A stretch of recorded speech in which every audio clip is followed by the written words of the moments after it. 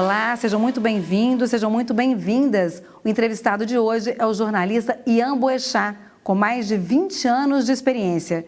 Ele dedica seu trabalho à cobertura de impactos humanos causados por guerras, desastres ambientais e conflitos urbanos.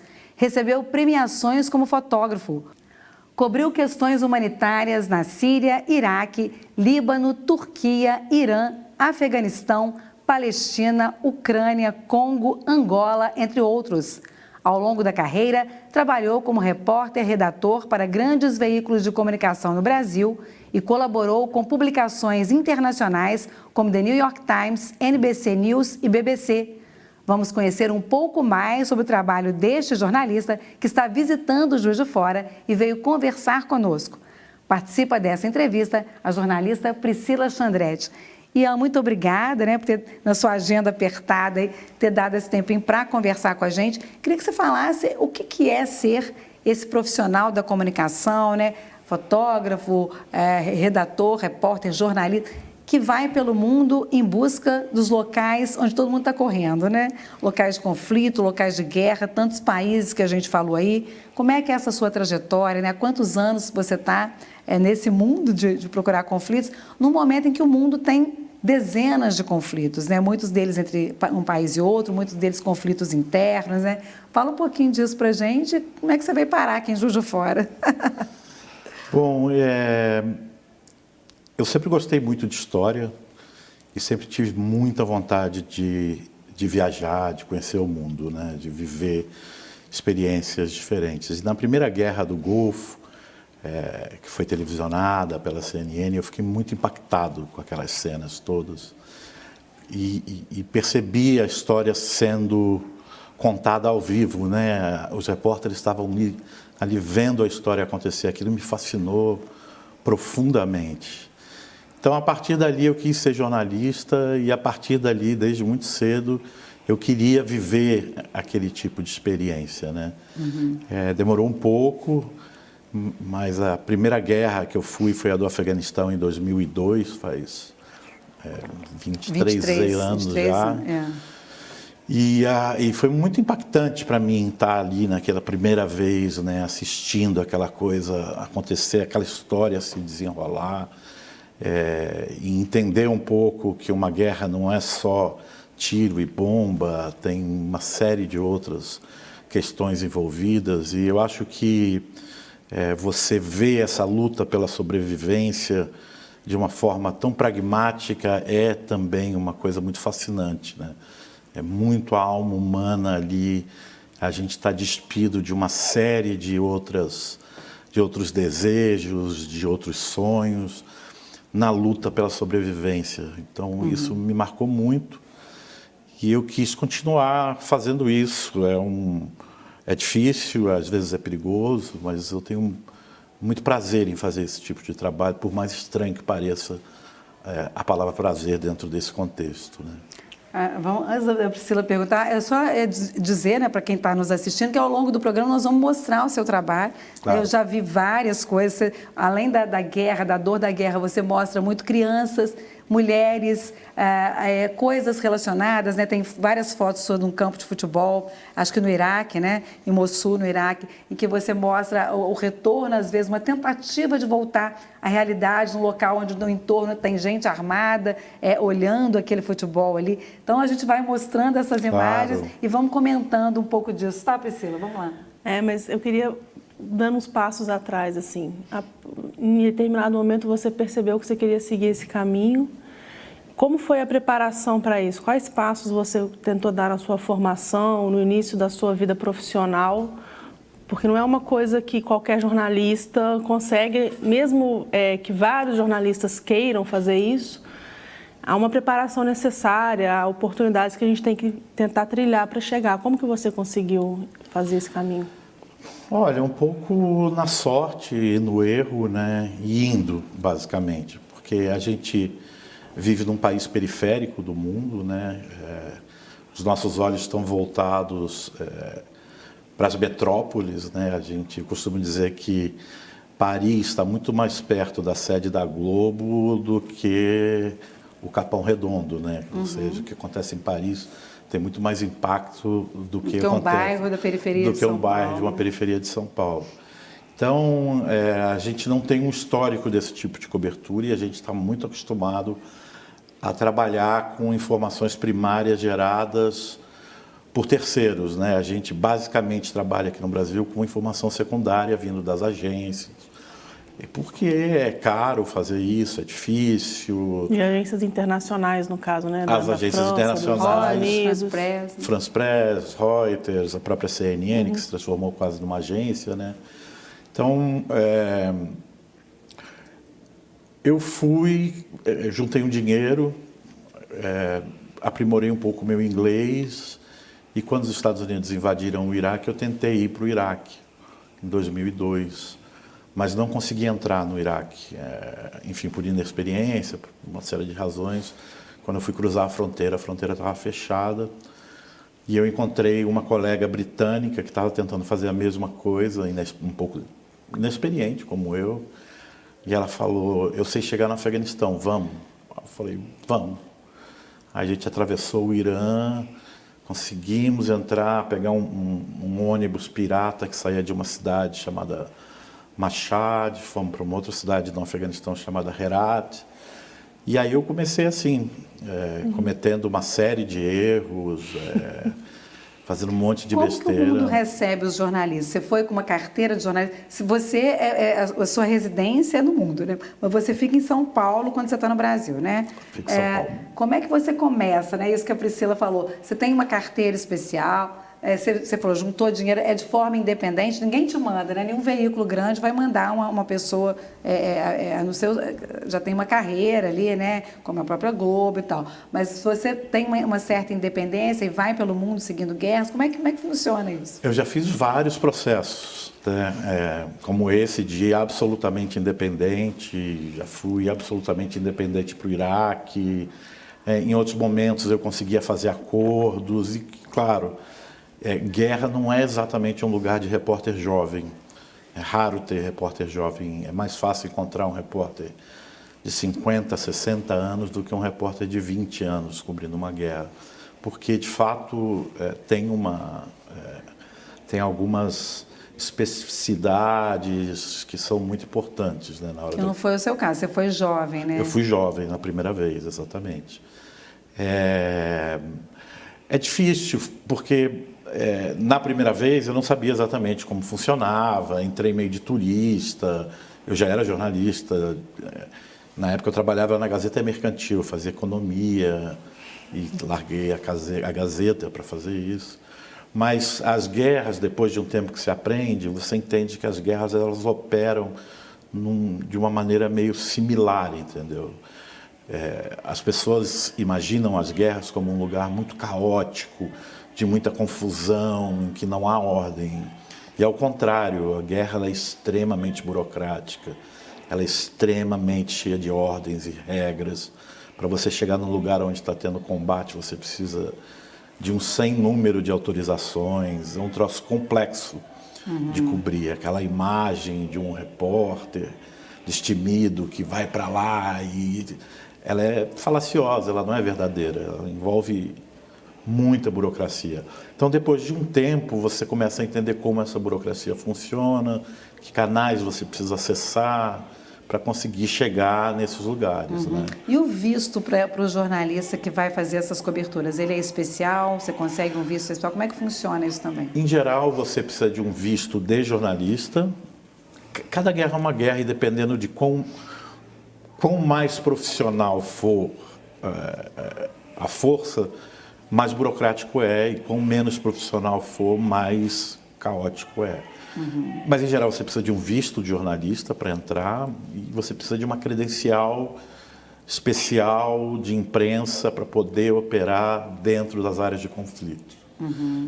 Na Ucrânia, por exemplo, que é uma guerra bastante profissional, talvez a única guerra que a gente tenha no mundo nos últimos 40 anos, que não é uma guerra assimétrica, ela é uma guerra simétrica, ou seja, não é um Estado-nação lutando contra grupos que você pode chamar o nome que você quiser, terrorista, insurgente, rebelde, enfim. São dois estados, Que nação, não são Estado, né? se confrontando. Então, ela é uma guerra muito mais profissional. Então, você precisa de muitas autorizações, precisa ter a sua credencial de imprensa validada, as áreas de combate são divididas em zonas verde, amarela e vermelha. Você precisa ter contato com oficiais de imprensa de cada batalhão para que ele possa te levar em algum lugar. Enfim, é uma coisa um tanto quanto complexa. A mesma coisa se você for... que agora a Gaza está fechada, né? Mas quando você ia para Gaza, você precisava de autorização do Hamas. O Hamas dizia aonde você podia ir, aonde você não podia ir. Enfim, tem um monte de regras. Mesmo assim, a gente tem casos de mortalidade de jornalistas em conflitos? A gente tem casos de mortalidade de jornalistas em muitos conflitos e a gente tem Gaza. São duas coisas diferentes. Recentemente morreu um colega na Ucrânia, ele foi atingido por um drone, mas ele não era um alvo por ser jornalista, ele era um alvo porque ele estava dentro de um veículo numa área de combate. Em Gaza, o exército israelense optou e tem uma estratégia de eliminar os jornalistas. São mais de 250 jornalistas mortos hoje. E se você pegar o número de jornalistas mortos combinados da Primeira Guerra Mundial, Segunda Guerra Mundial, Guerra do Vietnã, Guerra do Golfo, Guerra da Bósnia, Guerra da Ucrânia, o número de jornalistas combinados mortos em todas essas guerras é menor do número de jornalistas mortos em Gaza hoje. Então são duas coisas que não podem ser comparadas, né? Um jornalista numa área de combate, ele está dentro de um risco potencial, né, de algo acontecer. Mas nem sempre ele é um target, né, ele é um alvo. Em Gaza é diferente, em Gaza os jornalistas são um alvo. Até para a gente tentar entender essa diferença do que está acontecendo com os jornalistas em Gaza, com as demais guerras e conflitos, existem protocolos de segurança que são seguidos tanto pelo jornalista quanto pelas partes que estão em conflito? Ou é uma coisa que não vai um pouco pela sorte, pela sua própria proteção, os próprios protocolos que você adota? Ou existe sim uma forma de que os exércitos envolvidos, por exemplo, entendam a imprensa presente como um setor a ser protegido no conflito? Eu acho que houve uma deteriorização muito grande nas últimas décadas dessa proteção que está na Convenção de Genebra e tudo mais sobre o papel da imprensa num conflito. E eu acho que ela é reflexo um pouco desse processo de enfraquecimento dos meios multilaterais de controle ou de discussão, um fórum de acordos internacionais como a própria ONU, né? Nós, jornalistas, em geral, se usava colete azul, era uma cor para demonstrar que a gente é jornalista, mas isso vem perdendo legitimidade ano a ano, e eu acho que agora, com essa guerra em Gaza, ele acabou definitivamente, né? Eu acho que tem essa compreensão de que o jornalista é uma entidade, assim como os médicos, paramédicos,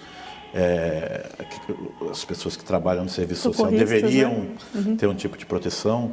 Eu acho que Gaza quebra esse paradigma que eu acho que vai ser difícil de ser restaurado, né? E você consegue explicar esse motivo? Por que essa narrativa está sendo tão maltratada? Esses jornalistas que deveriam estar ali para contar, né, contar uma verdade ou contar algo para a guerra, né, para o mundo, né? Por que eles estariam sendo tratados dessa maneira? Por que há essa quebra no seu modo, né, de entender, você que passeia pelo mundo aí?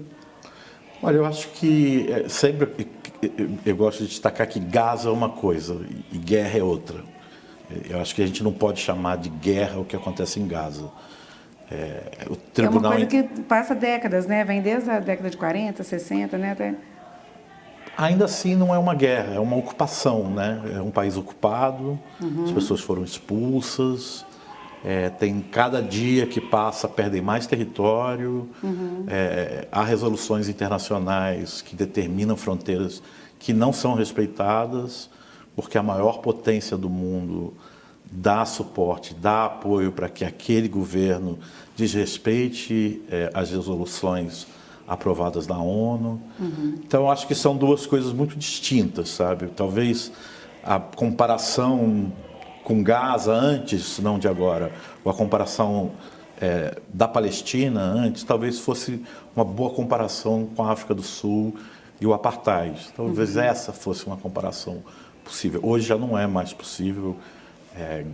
Gaza, de acordo legalmente, a ONU define já como genocídio, o Tribunal Internacional Penal define como genocídio, uma série de estudiosos do Holocausto israelenses definem como genocídio. No caso de Gaza, eu acho que a intenção do governo israelense é exatamente calar, impedir a disseminação dessas imagens e dessas informações, né? Há praticamente dentro de Israel um bloqueio, as pessoas não sabem o que acontece em Gaza exatamente, não têm ideia da dimensão, e eu acho que há uma tentativa de calar os jornalistas. Sob um ponto de vista mais amplo, eu acho que essa ordem que foi criada a partir de 1945, depois da Segunda Guerra Mundial, de que haveria um fórum multinacional para que a ordem geopolítica global encontrasse uma maneira de não guerrear e sim encontrar diálogo, foi sendo enfraquecida até agora que está em ruínas e já não tem validade nenhuma, né? Então eu acho que a redução da proteção dos jornalistas, ela acompanha esse processo do fim de uma ordem que se estabeleceu e que se acreditava poderia promover não necessariamente a paz, mas pelo menos o diálogo, né? E a gente nem tem uma narrativa tão pró-Palestina assim, né? A gente nem tem narrativas mundo afora que justificariam tanta mortalidade. Não sei se você concorda com isso, né? Mesmo no Brasil, a gente, né, vez ou outra, a gente tem mídias que tentam mostrar um outro lado, mas muitas vezes você tem um relato muito favorável a Israel. Não sei se você vê isso dessa maneira. Eu acho que a imprensa brasileira é bastante pró-Israel, sem dúvida. Faz uma cobertura muito desequilibrada, sempre fez uma cobertura muito desequilibrada e tem feito cada vez mais, né? A questão palestina, ela estava quase sumindo do mapa até o 7 de outubro, né? E a partir dali ela volta, mas ainda assim a visão da imprensa brasileira como um todo, com algumas raras exceções, é muito pró-Israel, sem dúvida. Mesmo nessa questão agora do cessar-fogo, né, que são os reféns israelenses e os prisioneiros palestinos, né, como se fosse troca de refém por prisioneiro, a gente vê isso. Mas eu queria te perguntar, essa questão dos jornalistas estrangeiros não estarem acessando Gaza, esse bloqueio, ele é feito pelo Hamas ou ele é feito pelo Estado de Israel, pelo Estado do Egito hoje? Ele é feito só pelo Estado de Israel. Israel tem o controle de entrada e saída da única porta possível de entrada do exterior, que é Rafah. Você tinha duas maneiras de entrar em Gaza, uma para um lugar chamado Erez, em Israel, que era por onde os jornalistas entravam. Você recebia uma carteira chamada GOP, e com ela um jornalista tinha o direito de entrar em Gaza se tivesse autorização do Hamas, né? Israel proibiu, não há possibilidade de entrar em Gaza sendo jornalista nesse momento, e parece não haver muita perspectiva de que a gente vai ter direito a entrar, pelo menos a curto ou médio prazo, né? Também com a perspectiva de impedir registro do que está acontecendo lá pela imprensa internacional. Sem a menor dúvida, porque como os jornalistas que estão cobrindo são jornalistas palestinos, é muito fácil para o governo israelense dizer que eles fazem parte do Hamas e que eles estão contando uma versão só do Hamas. A partir do momento que entrarem jornalistas ocidentais ou orientais que não têm uma ligação afetiva, não têm uma ligação concreta com a terra, fica muito mais difícil para o governo israelense dizer que o que está sendo dito é mentira, né? Então, esse é o ponto central, e eu acho que a gente está vendo a barbárie física, mas ainda tem a barbárie da dor psicológica, da dor da alma, que essa ainda vai emergir. Essa história ainda não foi contada, né?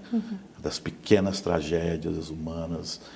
E eu acho que tem centenas, se não milhares de jornalistas esperando a oportunidade de entrar e ouvir essas histórias, né?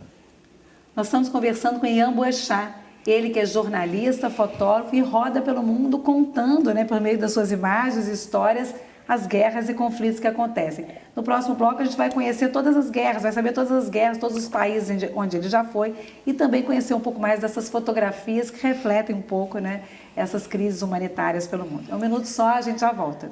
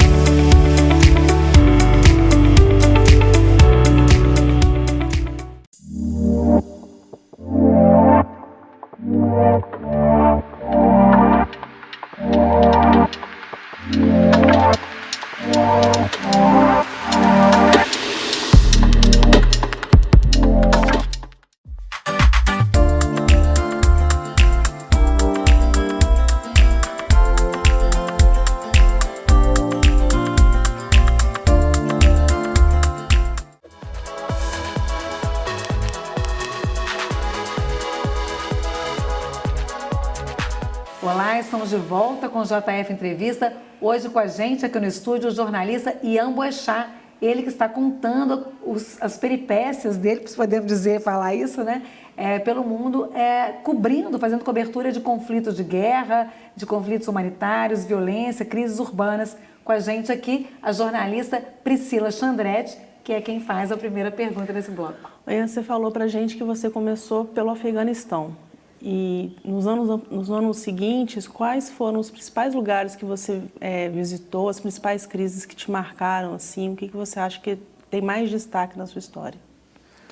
Olha, eu tive a oportunidade de cobrir praticamente todos os teatros de operação dessas últimas 2 décadas. Eu acho que com exceção da Líbia, durante a Primavera Árabe, eu não estive.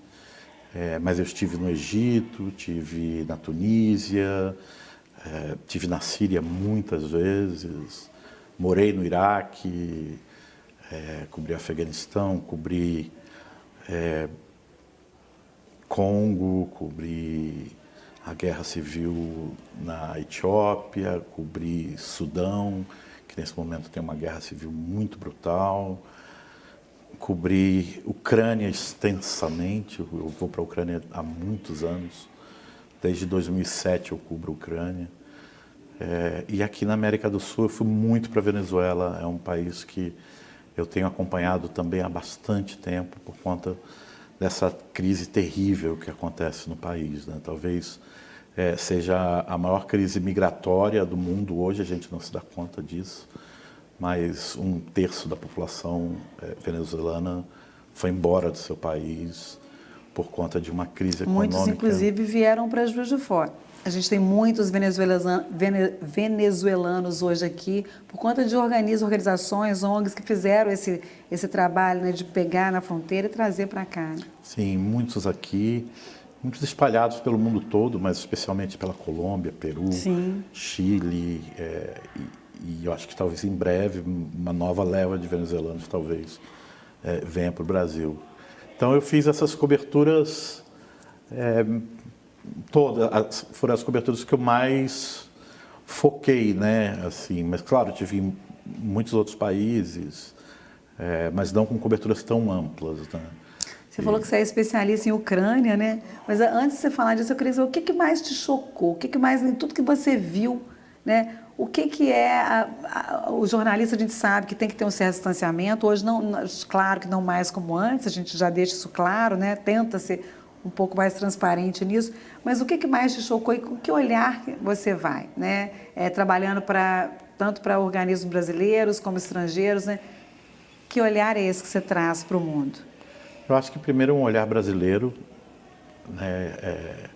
A empatia que a gente sente não é a mesma empatia que um americano, um francês sente. A gente tem um olhar diferente sobre o mundo e eu acho importante que hajam correspondentes brasileiros para que a gente veja o mundo do nosso jeito, né? E não veja o mundo do jeito dos outros, que é o que acontece muitas vezes. A violência brutal, ela não me choca tanto. É algo que eu não sei, eu vejo como uma consequência. Um corpo dilacerado talvez não seja o que mais me toque, assim. Mas eu acho, eu tive duas coberturas que foram muito duras para mim, assim, que me marcaram muito. Uma foi na Venezuela em 2016, talvez 2017, quando havia uma carência absoluta de tudo, e eu fiquei alguns dias visitando o Hospital Central de Caracas e as pessoas morrendo porque não tinham um antibiótico simplório, sabe? Um antibiótico que a gente compra numa farmácia, assim, simplório. E me lembro de ter entrado no setor dos HIV positivos e as pessoas com sarcoma de Kaposi, não sei se você lembra, na década de 80, aquelas marcas pretas, porque não haviam antirretrovirais disponíveis. E o Brasil, a OPAS, os países inteiros querendo entregar remédios para a Venezuela, e a Venezuela não aceitava porque não queria admitir que tinha uma crise. Isso foi muito duro, assim, de ver aquelas pessoas morrendo por algo tão simples, tão simplório, né? Foi muito difícil. E como é que você decodificou isso?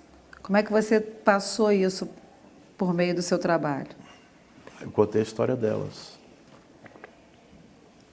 Fiz uma matéria, sei lá, de umas 10 páginas contando a história de cada uma delas.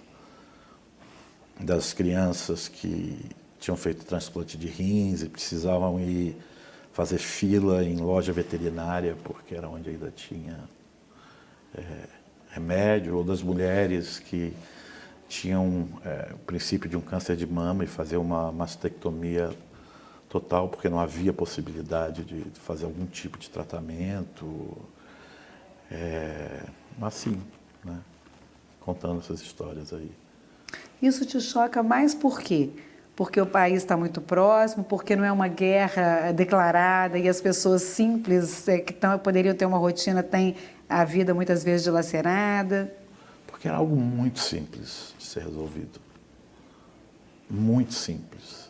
E óbvio, eu consigo estabelecer uma relação com a Venezuela muito mais próxima que eu consigo estabelecer com um afegão ou com um iraquiano, apesar de eu conseguir estabelecer conexões humanas verdadeiras com essas pessoas e tenho amizades verdadeiras com essas pessoas. Eu acho que a gente consegue estabelecer conexões com pessoas que são diferentes da gente, mas a Venezuela é muito igual ao Brasil, né? Nós somos muito parecidos. E ver aquilo foi muito chocante para mim. Mas eu acho que a que mais me marcou, que eu voltei com a cabeça um pouco torta, foi agora depois do 7 de outubro, em Israel, que eu fiquei na Cisjordânia. E ali, mais do que em Gaza, eu acho que ali você vê a injustiça, você vê o apartheid, a violência. É uma coisa de muita desesperança, né? Foi muito duro ver o que aconteceu naqueles meses subsequentes, né? Eu fiquei muito tocado. Foi sua última viagem?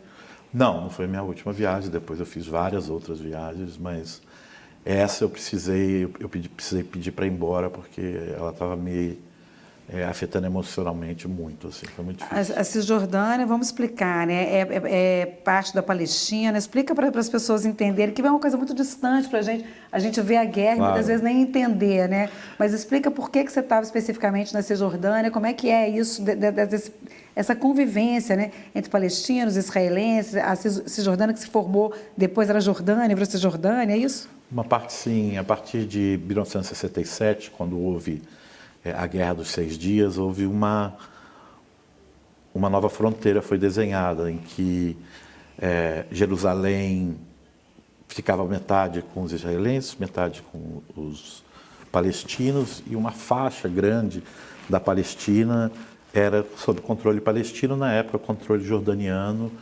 mas palestinos. Os israelenses não tinham direito sobre essas áreas, não tinham direito nem de ocupação, não tinham direito algum. E Gaza, que estava lá. Com o passar dos anos, os israelenses foram avançando dentro desses territórios, que hoje a gente pode chamar de territórios ocupados, e passaram a exercer controle efetivo militarmente nesses territórios. E com o passar dos anos, eles foram entrando, até chegar a um ponto hoje em que você tem quase 1 milhão de israelenses vivendo dentro dos territórios ocupados, terras tomadas dos palestinos. Ali dentro, ao contrário de Gaza, porque antes em Gaza os israelenses ficavam fora dessa fronteira. As pessoas estavam enclausuradas naquele lugar, mas era uma comunidade que tinha uma autogestão. Na Cisjordânia, quem faz a gestão concreta é o exército israelense. Então, eu te dou um exemplo, uma matéria que eu fiz numa cidade chamada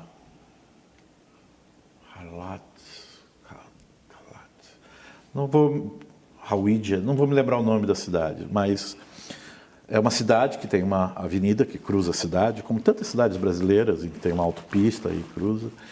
E as pessoas do lado esquerdo não podiam passar para o lado direito, porque o exército israelense não permitia. Então, se você quisesse sair daqui para aqui, você tinha que esperar um momento em que nenhum soldado estivesse vendo passar correndo o risco de tomar um tiro ou pegar um carro e passar por estradinhas e demorar 2 horas para chegar para o outro lado da rua. E as pessoas são presas sem, às vezes, nenhuma justificativa. Crianças, porque jogaram pedras, estão em prisões em Israel hoje. É de uma brutalidade muito forte. Vamos relembrar um texto seu. Eu estou aqui... Desculpa, deixa eu só perguntar um negócio que tem a ver com isso. Nessa viagem que você fez, nas anteriores que você fez para a Cisjordânia e para Gaza, você estabeleceu contato com jornalistas locais? Você mantém esse contato com esses colegas lá? Em Gaza eu tenho uma amiga que está viva ainda. Alguns morreram, mas eu tenho uma amiga que trabalha na Al Jazeera, que é uma boa amiga que eu tenho. A gente estabeleceu uma relação muito próxima há quase 10 anos isso, e a gente se encontrou várias vezes. A gente tem contato meio que permanente, e ela está viva ainda, então isso é uma coisa boa. Eu tenho um outro amigo palestino que recentemente trouxe a mulher para ter um filho aqui no Brasil. E foi... Vamos guardar a pergunta se você teve medo em algum momento, né? Se você já passou por alguma situação. Queria que as pessoas vissem algumas imagens suas, essa especificamente das crianças, com pedaços de pau na mão, né? Como se estivessem imitando armas, né? Vou ler um trecho desse texto seu de 2017, você estava no norte do Iraque, né? Um texto que foi publicado na agência pública aqui no Brasil. Ainda faz frio nas primeiras horas de uma manhã ensolarada de fevereiro, quando um grupo de meninos entre 6 e 13 anos corre entre as ruínas do que um dia foi um bairro de Mossul, no norte do Iraque.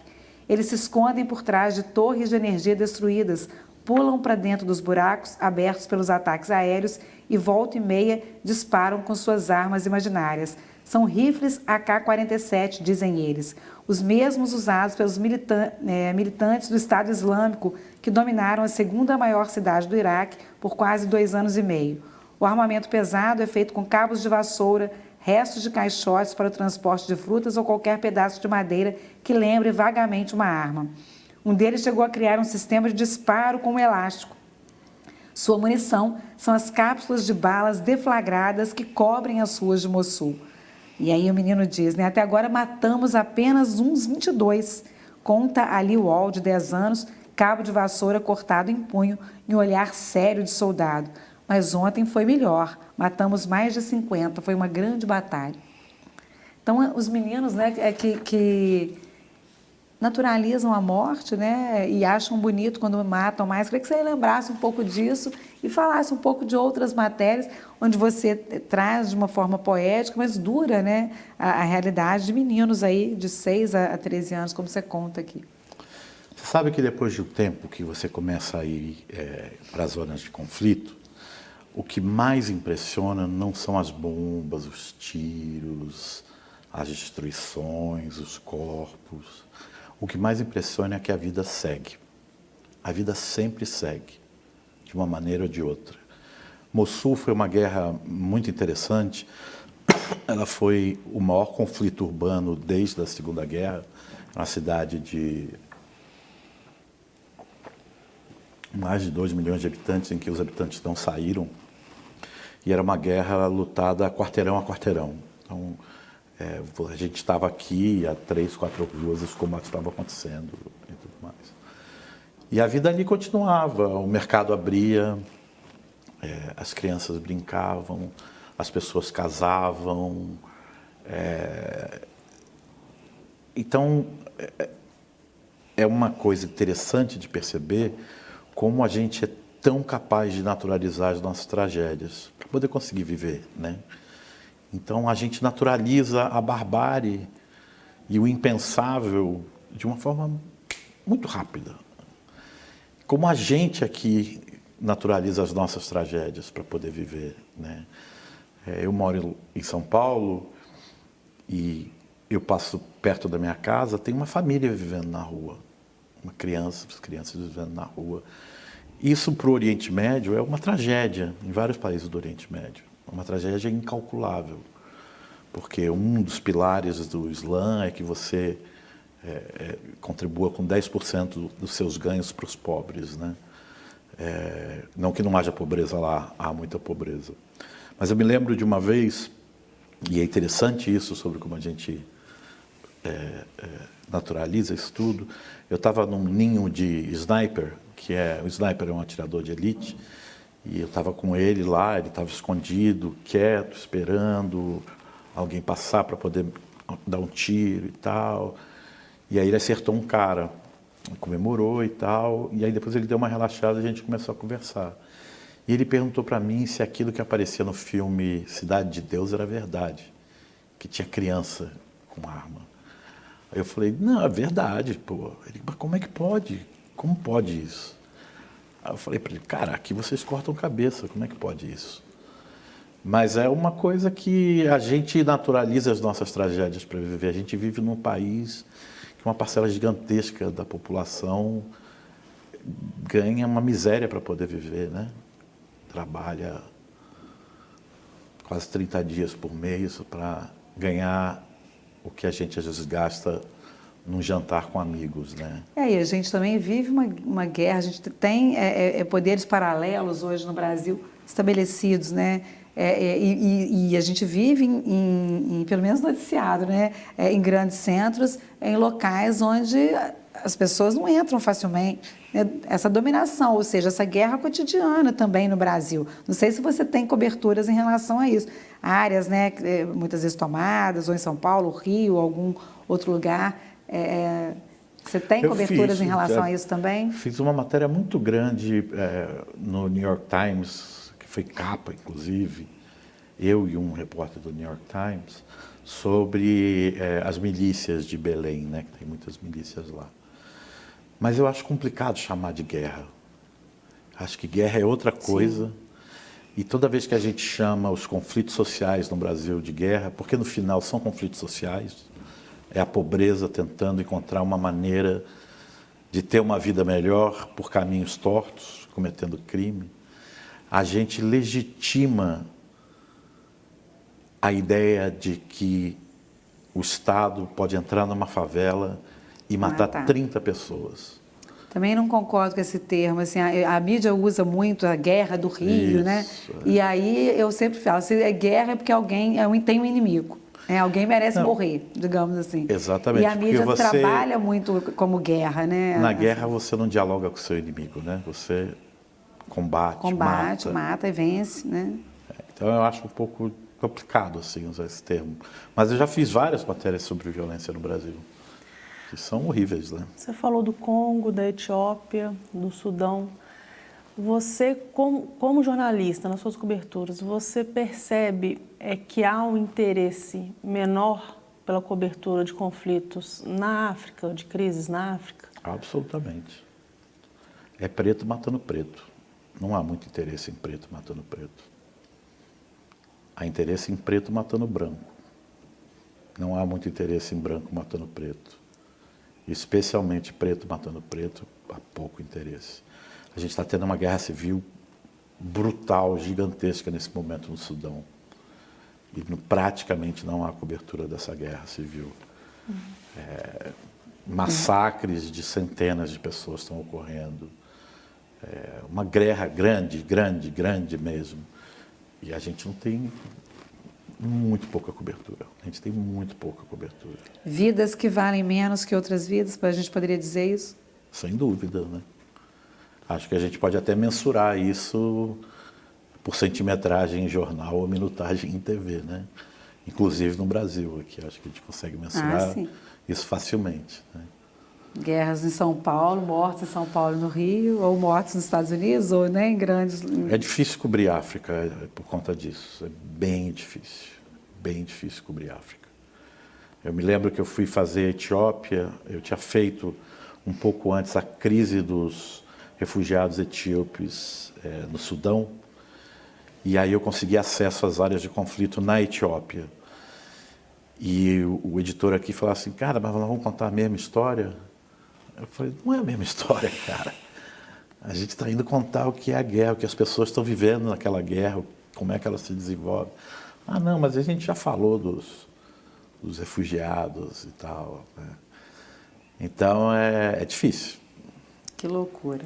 Nós vamos para um pequeno intervalo, vamos saber qual que seria o papel do jornalista no próximo bloco e falar um pouco de como você enxerga esses grupos que a mídia brasileira chama de terroristas.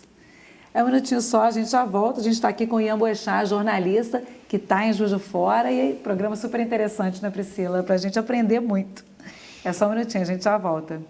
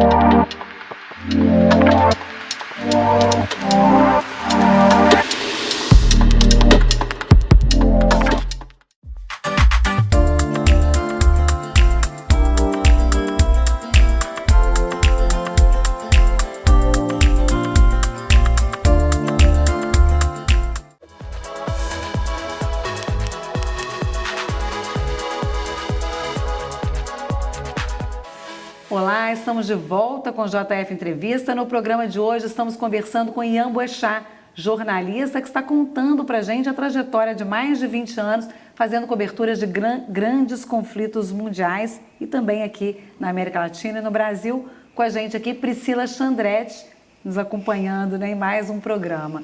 E quem está aqui também nos bastidores acompanhando é a dona Raquel, mãe do Ian. E aí ela vai saber, né, se você tem medo ou não tem medo, porque ela contou pra gente nos bastidores que você sempre passa para a família, você tem 2 filhos, né? Sempre passa para a família que tá tudo bem, que não tem perigo. Agora ela vai saber se isso é verdade ou se é mentira isso, Ian.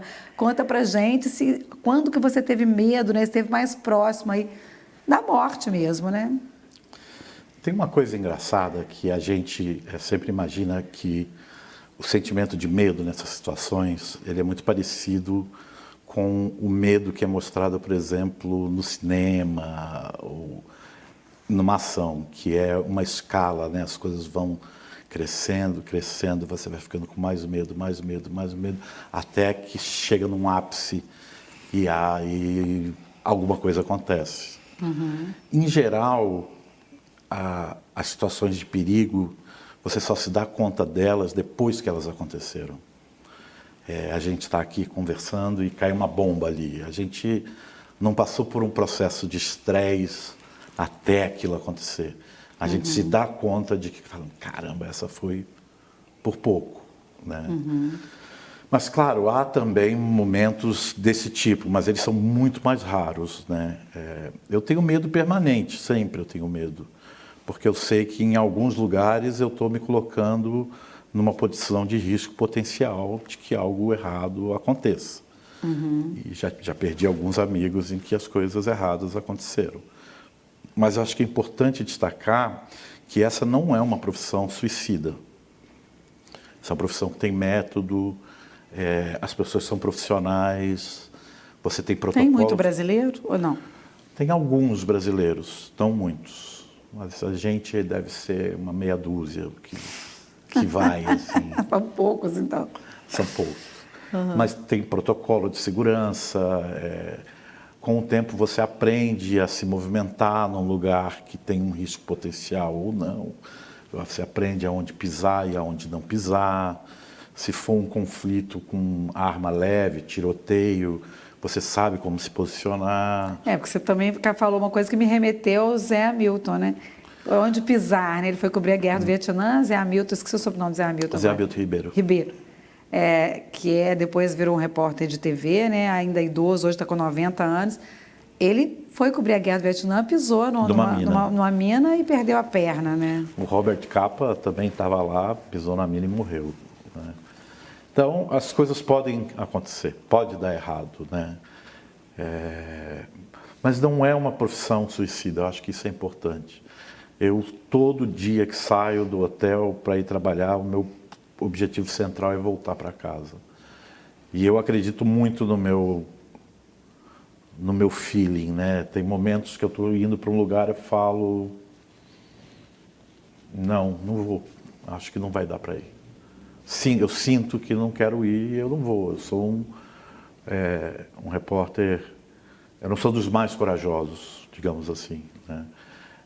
E acho que muita coragem é ruim. Eu prefiro ficar longe de quem tem muita coragem nessas situações, né? Porque as coisas podem dar errado, de fato, né? As coisas mudaram, em 20 anos mudou, a guerra era mais, agora está mais midiática, o que você fazia antes tem que fazer agora, você tem que trazer informações em tempo real de alguma maneira. O que mudou nesses 20 anos? Ô Priscila, você me chama para perguntar, porque a gente fica tão curiosa com os assuntos que a gente sai perguntando, tá?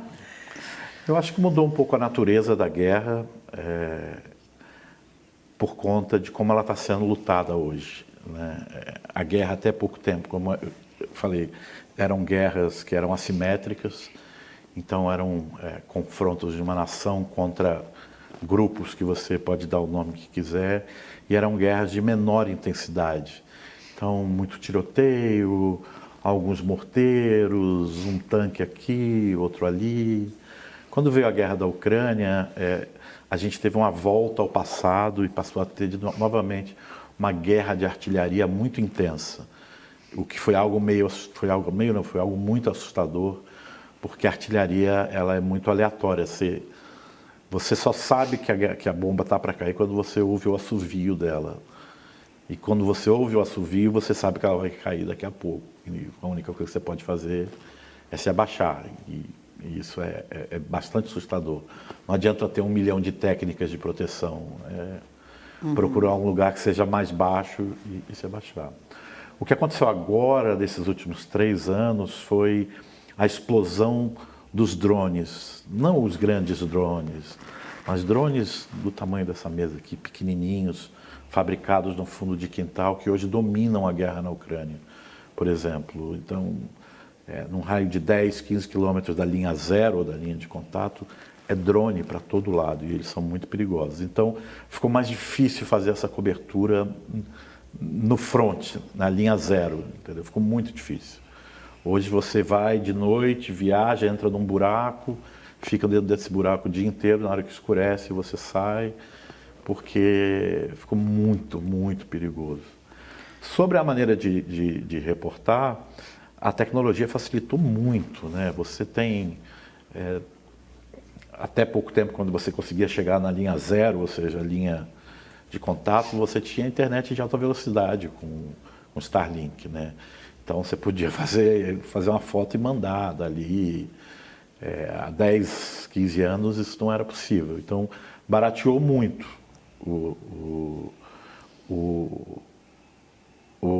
a cobertura. O que mudou também é que a natureza do jornalismo está passando por uma transformação muito grande. Hoje você tem uma hipervalorização da opinião, em que as pessoas dão opinião, elas não reportam mais, né? Elas não geram mais informação primária, e com isso há uma desvalorização desse trabalho de ir a campo fazer e contar as histórias, né? Então é muito mais barato para as empresas você ter uma pessoa, sei lá, em Nova York, em Londres ou em Paris, falando sobre o que está acontecendo na Ucrânia, em Gaza. O diretor estava dizendo aqui, o Vitor, que os próprios soldados ucranianos publicando em suas redes, contando as guerras e às vezes, né, mostrando como é que está a participação deles ali. Ou seja, isso é uma estratégia de propaganda que acontece, né? Não é uma coisa tão liberada assim. Agora a gente está vendo muito aqui, principalmente no TikTok, porque a Ucrânia está numa campanha ativa de recrutamento de brasileiros. Os ucranianos não querem mais lutar, tem muito pouca gente. Eles estão tentando, eles conseguiram levar muitos colombianos e agora estão levando muitos brasileiros para lutar lá com promessa de salários até $4.000, né? Mas você não vai conseguir ver muito nessas redes sociais um cara sem perna, alguém gritando, alguém eviscerado, alguém tentando botar as tripas para dentro. Isso não vai mostrar, entende? Em algum momento você já sofreu algum tipo de conflito ético, vamos dizer, entre, vamos supor, alguma cobertura que você estava trabalhando para algum veículo, ou dependendo da autorização dessas autoridades que você falou, a necessidade de reportar alguma coisa que ia contra justamente o desejo de propaganda dos envolvidos? Você passou por algum... Eu já passei por muita pressão, mas nunca precisei maquiar a verdade, digamos assim, né? Felizmente. E você, dentro dessa questão ética também, existe alguma coisa que você, alguma foto que era tão dura ou que mostrava tão cruamente a guerra ou alguma violência que você não quis colocar, ou que você ficou nessa dúvida, isso aqui eticamente não é legal, alguma dúvida de publicação? Porque a gente está falando de texto e de imagem, né? Você trabalha com as duas coisas, você é inclusive muito premiado pela fotografia, né, Ian? Fala um pouco disso também. Não, eu não tenho esse problema. Eu acho que as imagens violentas deveriam ser mostradas, mas, obviamente, os veículos preferem, muitas vezes, não mostrar, né? Então, algumas fotos que eu faço eu nem envio, porque eu sei que elas não vão ser publicadas. Mas eu faço as fotos, eu registro tudo que está adiante ali. Eu não tenho um grande problema ético em registrar. Obviamente, que se alguém estiver morrendo na minha frente e não tiver ninguém para ajudar essa pessoa, eu vou ajudar. Se ela estiver morrendo, tiver alguém que pode ajudar ela, eu vou fotografar. Isso já aconteceu? Você já perdeu o clique para salvar alguém? Já, algumas vezes. Tem uma coisa curiosa, eu estava em Gaza um ano e estava uma chuva de drones e tiros e eu estava de máscara, né? Então eu estava bem dentro da nuvem de gás e passou uma mulher assim, muito mal, né? Correndo por mim, e eu fotografei ela, Aí teve uma hora que ela caiu e começou enfim. Aí Dá aquela coisa de espuma na boca, aquela coisa. Aí eu baixei a câmera, botei ela no meu ombro e tirei ela. E aí um jornalista de uma agência europeia me fotografou. E foi capa num monte de jornal, né? E a Folha me pediu para fazer um artigo sobre isso. Eu falei para eles, olha, eu faço o artigo, mas eu preciso dizer que até o momento que eu vi que ela estava próxima de morrer, eu estava fotografando ela, então... Ela morreu? Não, ela não morreu. Ela não morreu, não. Mas algumas vezes Isso foi onde? em Gaza. Em Gaza. Ela era palestina? Palestina. Depois eu não soube o que aconteceu com ela. Entreguei Eu ela acho que é a para hora médico. da gente perguntar, né? Tem neutralidade na cobertura da guerra, né? Há sempre um dominante, um dominado. Não sei como é que você vê na Ucrânia também, essa relação Rússia e Ucrânia. Como é que você faz? Olha, as minhas matérias, já há algum tempo, eu raramente falo com quem tem poder. E a minha tentativa é nunca falar com quem tem poder. Eu não me interesso muito em falar com general, não me interesso muito em falar com comandante, não me interesso muito em falar com quem tem poder em tudo. Me interessa contar aquela realidade que eu estou vendo, né? Que está sob os meus olhos e sob um ponto de vista muito humano, né? Porque não existem heróis e vilões de uma guerra. Os dois lados têm seus motivos. É óbvio que se a gente olhar de uma maneira mais macro, você pode imaginar que um lado é mais injusto do que o outro lado. Mas quando você vai para o micro, que é o que eu faço, de ir nos lugares, as pessoas que estão sofrendo invariavelmente são as mesmas. São pessoas pobres que não conseguiram sair daquele lugar quando a guerra chegou. Porque a guerra ela é como uma tempestade, ela passa e vai embora. E às vezes você não consegue fugir daquela tempestade, né? Então, felizmente, eu tenho conseguido fazer isso e não expor minhas opiniões ou fazer os juízos de valor sobre as pessoas que eu estou retratando. Eu conto a história delas. Algum personagem te marcou muito? Eu estou lembrando de uma imagem sua, de uma senhora, não sei se na Etiópia, em algum lugar que você foi, uma senhora sentada numa cama, você faz mulheres, faz crianças, né? Que são personagens que a gente não imagina que estão envolvidos numa guerra, que vão morrer, né? Uma guerra. Como é que alguém te marcou e alguma imagem, alguma fotografia que você considera que estão aí no hall das suas preferidas? Olha, não de preferidas, assim. Tem uma mulher na Ucrânia que eu fotografei, mas é uma questão puramente estética, porque tinha uma luz muito especial.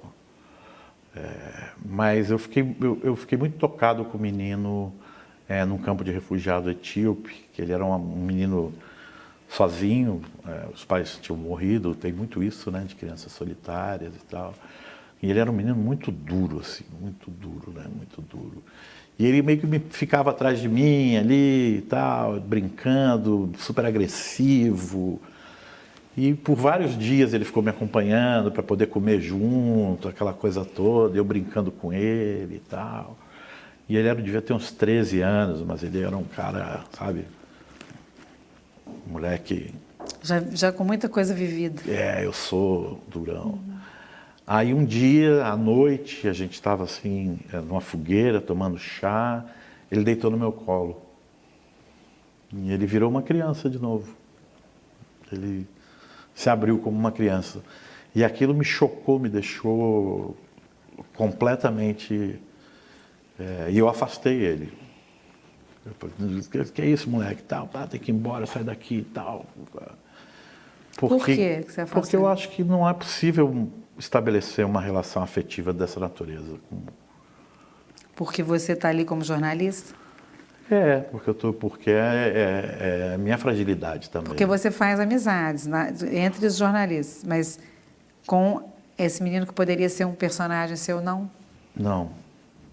Não consigo, não posso. Preciso manter a distância. E você contou a história dele? Nunca contei. Não. Mas foi uma figura marcante para mim, assim, porque eu acho que demonstrou um pouco da minha fragilidade também, né? Que eu estou sempre distante, sempre distante. Vejo uma pessoa morrer na minha frente, uma criança morrer na minha frente. Eu até estava conversando com uns amigos, eu estava na Ucrânia agora, em fevereiro, numa cidade, e uma bomba bem grande, de talvez, sei lá, meia tonelada, uma tonelada, acertou um prédio, matou 15 pessoas. E a gente ali fotografando os corpos e tal, pá, aquela coisa toda, tensão, né? Se ia vir uma outra bomba ou não. Aí acabou. Aí eu estava com 2 outros fotógrafos, falaram, vamos comer, vamos. Aí vamos comer no restaurante, a cidade normal e tal. Você não estabelece esse tipo de... Mas um moleque que se fragiliza diante de você nesse sentido, né? Eu acho que é meio... Porque se eu mantiver essa relação emocional com ele, eu não sei se eu vou conseguir fazer o seu trabalho. Fazer o meu trabalho, né? Eu acho que é um pouco como um médico que não pode operar a mãe, né? Não pode operar, porque, sei lá. Priscila, eu tenho muita coisa aqui ainda. Qual que você acha que é o papel do jornalista nesse momento, né? Na cobertura das guerras? E queria que você falasse um pouco para quem está te assistindo. Com certeza, a gente tem muitos jornalistas, muitos estudantes que querem entender que jornalismo é esse, né? Que papel é esse nas guerras e que conselhos também você poderia dar? Eu acho que o papel do jornalista da guerra é um papel extremamente importante, mas menos importante do que muita gente acredita. Eu acho que a gente não é capaz de alterar o estado das coisas. Eu acho que a gente não tem força suficiente para impedir uma tragédia, e eu acho que Gaza é um exemplo claro disso, né? Mesmo com todas as imagens, mesmo com todos os jornalistas retratando o que acontece em Israel há 40 anos, o jornalismo nunca foi capaz de mobilizar a ponto de que houvesse uma mudança concreta. Mas eu acho que o jornalismo ele é um rascunho da história, um rascunho independente da história.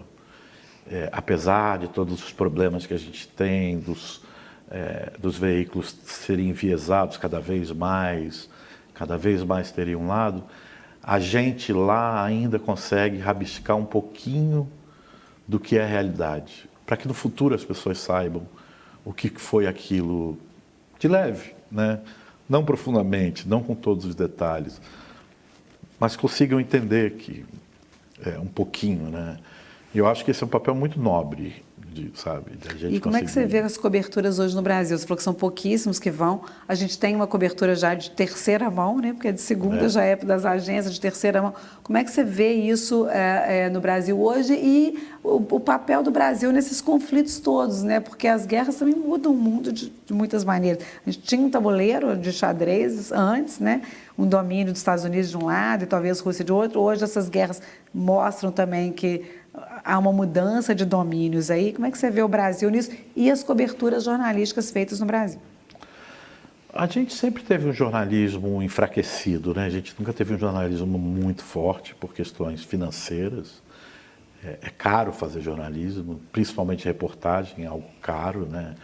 Você passar 10 dias na Ucrânia trabalhando, você gasta, sei lá, 6, 7 mil dólares sem passagem, só pagando tradutor, carro, hotel, combustível. Para quantos dias isso? Uns 10 dias. Você talvez não consiga trabalhar bem na Ucrânia por menos de 500 dólares por dia. É uma grana. É difícil para uma pessoa física fazer isso, né? Uhum.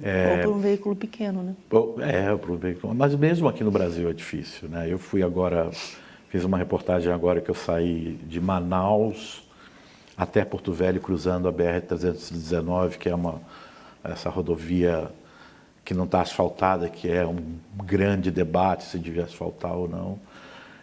A gente gastou 4 mil dólares. Em quantos dias? Em uma semana de viagem. Dentro do Brasil. Para alugar um carro, hotel, comida, tudo é caro na Amazônia. Cerca de 20 mil reais, mais de 20 mil. Mais de 20 mil reais. E assim, é caro, né? Uhum. E é caro e talvez não faça muito mais sentido economicamente para os veículos, né? A gente está hoje num momento de... Um momento de esvaziamento do jornalismo investigativo, do grande jornalismo, e desse jornalismo que eu chamo de frufru, né? Mais de entretenimento, mais de jornalismo de like, né? Que é um absurdo, né? O que a gente tem... A gente acha que vive esse processo de espetacularização do jornalismo, influências, né? Tomando lugar, né? Eu não sei exatamente qual é a saída, não, para ser sincero, porque também o retorno financeiro é muito baixo para os veículos, né? Você não tem mais anunciante, acabou o anunciante, né? O que você tem hoje é o leitor, mas o leitor não está disposto a contribuir tanto, né? Você tem casos raros, como o New York Times, a New Yorker, alguns veículos que eles são tão bons, tão importantes, que as pessoas sentem a necessidade de assinar, né? Mas eu vejo isso, acho que a gente está num processo muito ruim, um processo de decadência muito grande, mas também não tenho respostas, não sei como fazer isso voltar, né? Mas eu tenho muitas questões ainda, mas a gente já está com o tempo todo estourado. Foi um prazer, Ian, ter você aqui. Não sei se você quer deixar eu falar mais alguma coisa, trazer alguma mensagem. Não, foi ótimo, gostei bastante. Assim, apesar de tudo, né, acho que vale a pena ainda fazer jornalismo, né, Ian? Vale a pena fazer o que você faz, né? Acho que você deve falar um pouco disso para a gente encerrar. Eu sou absolutamente apaixonado pela minha profissão. Ela me define como pessoa. Eu acho que eu tenho dificuldade de dissociar quem eu sou do que eu faço, né? Então, o jornalismo eu sou absolutamente apaixonado por isso que eu faço. Faria tudo de novo, né? Faria tudo de novo, com certeza. Mesmo sabendo dos preços que se paga, eu faria tudo de novo. Muito obrigada, Priscila. Muito obrigada, Ian. Esse foi um programa excelente, aprendemos muito, né? Espero que seja mostrar a importância e a força do jornalismo com todas as dificuldades que a gente passa, né, Ian? Vida longa para você, que você continue fazendo essa cobertura. Vamos prestar mais atenção, né, nas imagens, nas reportagens feitas pelo Ian aí pelo mundo. Que tenha menos guerra, né? Que tenha menos guerras para o Ian cobrir, menos conflitos, é o que a gente deseja. E que você continue levando seu trabalho, né, suas histórias para todo mundo. Muito obrigada, viu? Obrigado. Muito obrigada, viu, Priscila?